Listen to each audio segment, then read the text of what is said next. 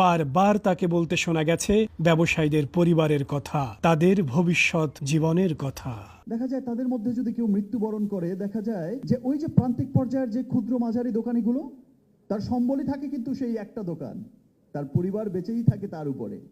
সেই দোকানটার, সেই ব্যবসা প্রতিষ্ঠানটার ঝাপটার শাটারটা বন্ধ হয়ে যায়।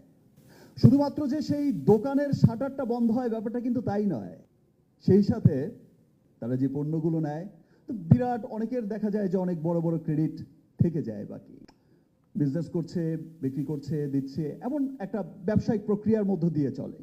তো দেখা যায় যে সে যখন চলে গেলেন, দোকানের শাটারটা বন্ধ হলো, তার ছেলে মেয়ে, তার পরিবারের, তার ভবিষ্যতের শাটারটাও বন্ধ হয়ে যায়। খুব কথা দেখা যায় তাদের মধ্যে যদি কেউ মৃত্যুবরণ করে, দেখা যায় যে ওই যে প্রান্তিক পর্যায়ের যে ক্ষুদ্র মাঝারি দোকানিগুলো,